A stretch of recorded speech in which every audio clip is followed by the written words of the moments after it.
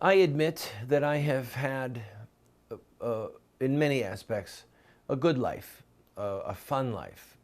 I've had a very challenging life, difficult. Spent a lot of time in jail, lost everything in lawsuits to Planned Parenthood and NOW. But I've also had a lot of good things happen to me, a lot of things that I consider a privilege. Meeting the Pope, for example, getting a handwritten letter from Mother Teresa while I was in jail. These are high points in my life. Preaching in Jerry Falwell's pulpit, being on Dr. Dobson's radio show. But my ability to do those things, and I'll take it away from me right now, our ability to do things is based in part upon faithfulness in the thing that we were supposed to do last. Okay? Jesus said, if you're faithful in the little things, I'll make you ruler over big things. And that's that same spirit about serving. Again, I say, how we treat people who we don't know. Be careful to entertain strangers, because in doing so, some have entertained angels unaware. I mean, think about that. We want to help people that are rich, famous, because maybe we can get near them, get something out of it. Be careful how you treat strangers. You might be entertaining angels. That's even way cooler than, entertaining Bruce Willis or Kid Rock. Okay? Fill in the blank, whoever it is you would like to entertain. So, we have opportunities that present themselves to us on a regular basis, or that we can almost reach out to. And I will give two illustrations from my own life, knowing that I will lose my reward in heaven. I've lost it long ago. I surrendered these as I'm not going to get any reward. I know that, Lord. So, but I might as well. Two of them. One is I felt the call of God on my life. I felt like God wanted me to do great things, big things, that I was going to prophesy to the nation. And as it turns out, it did happen that way. All right? I had these thoughts, these visions in my head, these ideas and dreams when I was a teenager. So I'm working at McDonald's and I'm 18 years old. All right? I'm praying like crazy. I'm going to church every time the door opens. I'm reading my Bible hours a day. The hand of God is on my life. And, I'm working at McDonald's.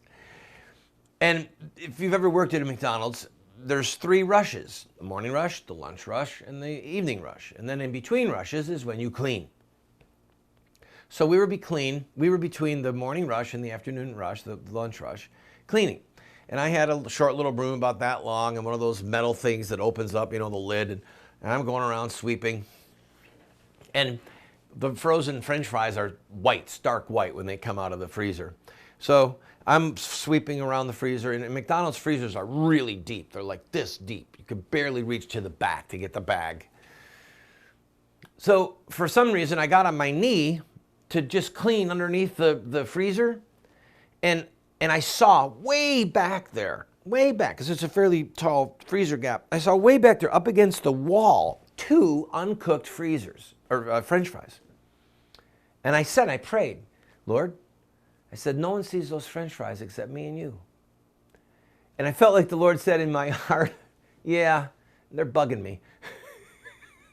So I said, fine. I wasn't even happy. I was like, all right, fine. So I got on my face. They were so far back, I had to get on my face, take my little broom and get them. And I finally worked them, got them out, stood up, brushed myself off for two French fries. I put them in, and then the Holy Spirit put that verse in my head.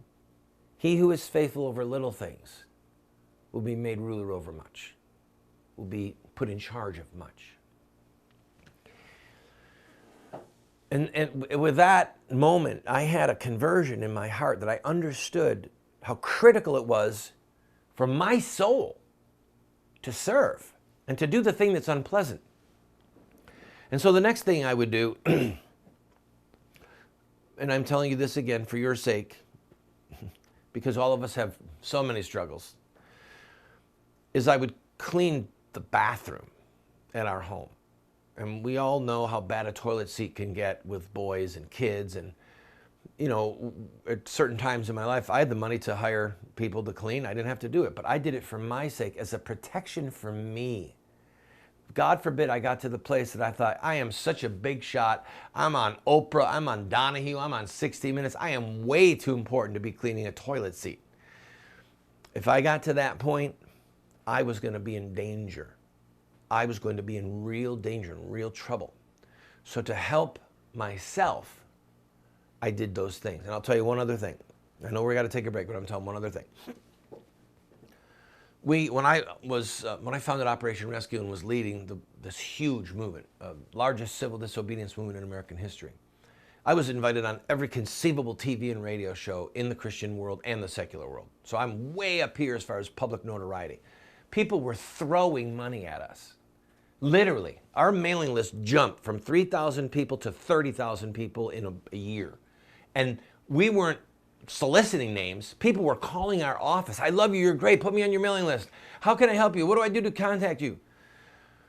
And I told my staff, I said, do not, when you add their names, I don't want any database of donor participation. I don't want to know who gives $10, and I don't want to know who gives $10,000, and I don't want to know who gives $500 or $5,000. I don't want to know, because I don't want to be corrupted in my heart and showing deferential treatment to people who have money and dismissing those who might give us $10. It was to protect me. It was to protect me. So I throw these things out to you because there's many people who watch this show on a regular basis, and I thank you for the honor, the privilege of speaking to you. But there are some fundamental principles that we must embrace if we are going to rise to the next level in our own lives, to climb the ladder of servitude, of servanthood, to treat the unlovely and those who we can expect nothing in return from. That's when God is watching us. To serve when no one is watching us, to clean the toilet, to get the French fries that are bugging God, okay, if he is bugged by such things. And then we can go to the next level. But if we won't do those things, we can't be trusted. It's a danger to us. So I hope and pray that you become a force for righteousness in the earth, but there are certain rules that you have to abide by and things that will be there to protect you in the course of that. When I come back, I've got to tell you a knight's tale.